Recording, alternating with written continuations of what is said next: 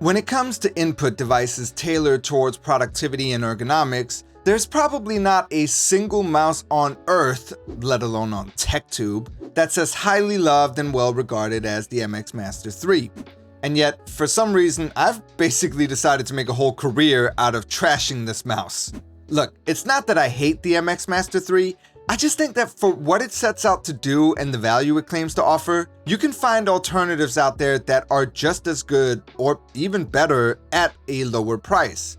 Which is why, at this point, I've done 3 separate videos comparing the MX Master 3 to other mice, and it has yet to win. But recently, I got to thinking, and I realized that every single one of those comparisons hinged on the idea of having a device that could function for both productivity and gaming.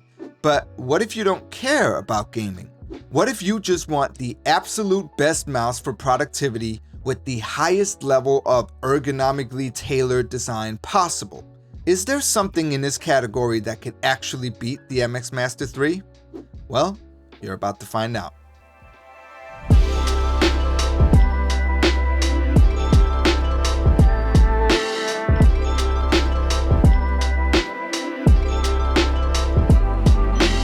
The Logitech Lift is a vertical mouse, not to be confused with the MX Vertical, also from Logitech, and one that's based on an interesting premise. What if the way we've been designing computer mice all along is wrong? So in this video, I'm going to be taking a look at this sideways leaning mouse to see how it performs, what it feels like to use, and ultimately whether I think it's worth buying. And for once, I won't be comparing it to the MX Master 3, partially because I think I've ragged on that mouse enough to anger the gods of ergonomics, but also because this thing right here is just so different. But before we get to all that, let's just take a quick moment to chime in with our correspondent in the field, Brad Pitt, and ask ourselves the age-old question, what's in the box? So, with the help of my lovely assistant Jasmine, we open up the box to first find this inner box containing a rather hefty manual. And then, after a bit of struggling with the packaging, we come to the mouse itself. And as you can see, this is a rather distinct looking device. Before we get to that though, there's also a set of instructions on the inner cardboard box because I guess they couldn't fit that in the enormous manual that came with it, and honestly, this just seems like a bit of an odd choice if you ask me, but whatever. The mouse itself does feel somewhat hefty, but still pretty rubbery overall. More than that though, is just the sheer oddity of a device like this. As you can see, it took us a moment to figure out how you're meant to actually position your hand on the mouse. And then, once you open up the inside, you'll find a single AA battery pre-installed, as well as a USB-A receiver. And that's it as far as what's in the box. Now, in terms of the design, this really does feel like one of those love it or hate it situations. Personally, I'm not a huge fan of the way this thing looks, but I've heard from others that they actually like it, so it really comes down to your own taste, I guess. At first glance, you might think that Logitech decided to take a regular mouse and just flip it sideways, but there's obviously more to it than that. There's a good bit of extra chunk at the bottom part so that the actual buttons are raised up a bit, although maybe it's just me, but I actually think there's enough space at the bottom here that they could have added a whole extra button which you could use with your ring finger, which would have added some extra functionality to the mouse, but maybe I'm just being extra here. The mouse has a two-tone design, with the front half being a regular rubber-looking plastic, and the back half having these lines curving around the sides, sort of reminiscent of ripples in sand. It comes in 3 different versions, a rose pink one, which is honestly kind of cute, an off-white, and a graphite, which is the one I got. And furthermore, you can also get this in a left-handed version, which is something you don't see every day, so kudos to Logitech for that. Just note that the left-handed one only comes in graphite though. The mouse weighs in at a whopping 125 grams or 4.4 ounces, which is enough to make it feel pretty hefty, and the build quality is decent enough. There's no rattling even when you shake the mouse, which is more than I could say for my MX Master 3. Sorry, I'll stop ragging on it now. But it does feel pretty rubbery and almost a little cheap in some ways. There's a little scroll wheel on the top or side, I guess, which is also made of rubber but has a little steel colored side to it. And in terms of branding, you get the Logi logo right at the top part, as well as the phrase Smart Wheel on the side of the scroll wheel. So again, I'm not all that crazy about how this looks, but I suppose it's hard to make a mouse like this and not have it be divisive in some way. If you're looking for something a bit more premium looking in this same category though, you might want to consider the MX Vertical instead, but more on that later. Alright, let's talk about comfort. This is essentially the main selling point of this product and the whole reason it even exists to begin with. And let me tell you, I don't think it's all that comfortable. Look, there might be a couple of really good explanations for why this mouse isn't doing it for me, but at the end of the day, when it comes down to it, I just don't find the Logitech Lift to be all that good ergonomically.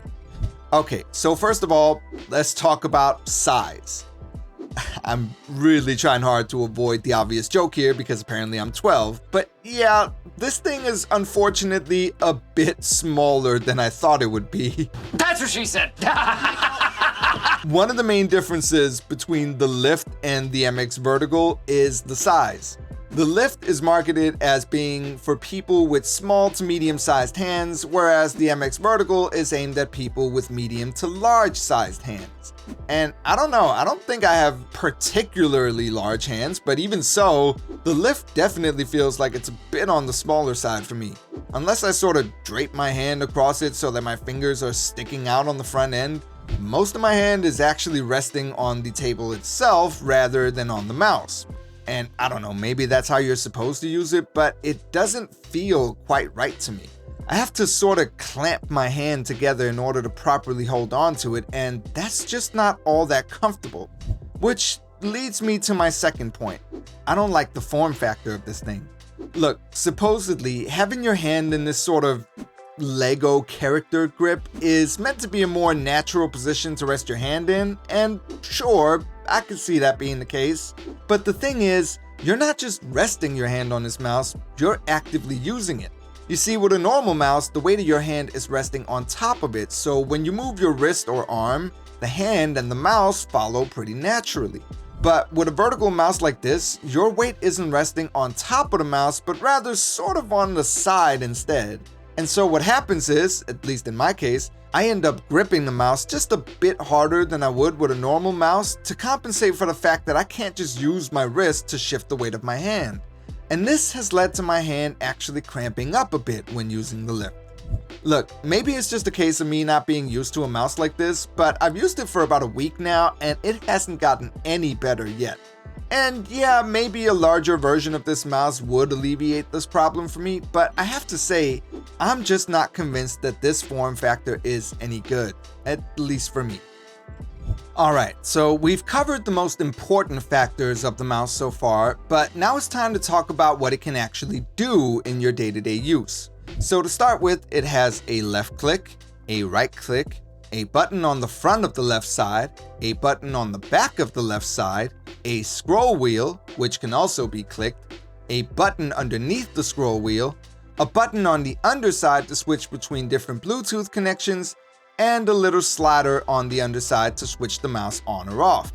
You can use the Logi Options Plus app to reconfigure what the actual buttons do, and the app itself is fairly easy to set up and use. What surprised me though was the inclusion of one little feature that I hadn't seen anyone else talk about and which blew my mind.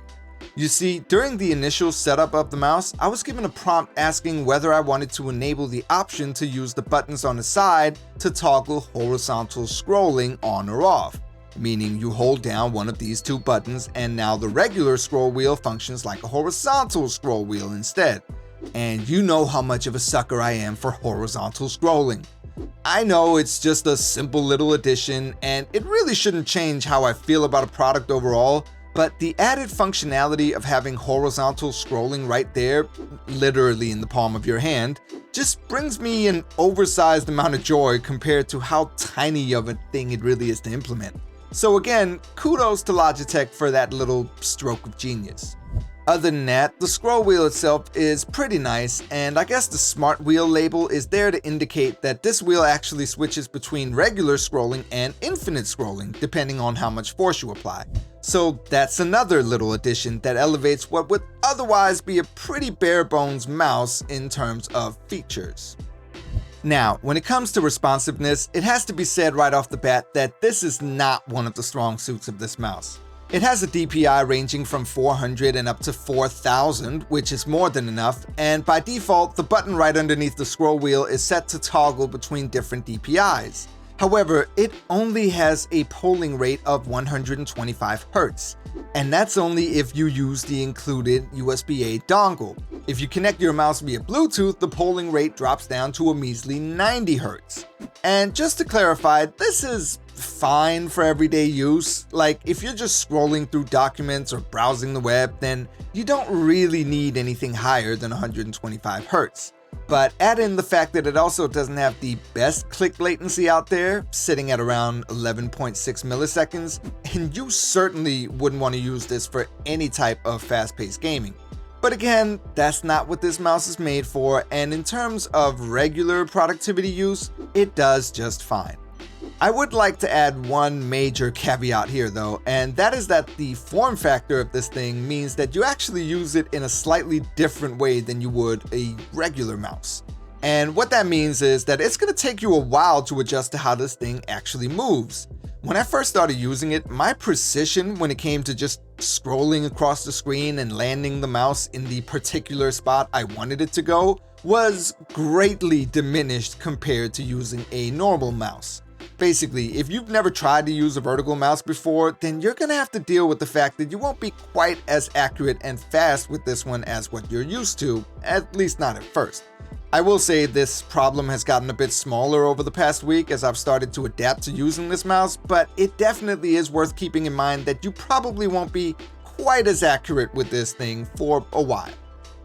As far as connectivity goes, the Lift comes with a USB-A dongle which can be used to connect it to a computer via a 2.4 GHz connection. Other than that, there's also the option to connect it to up to 3 different devices via Bluetooth, and there's a button on the underside of the mouse that allows you to quickly switch between all 3 of those, just like you'd find on an MX Master 3, for example.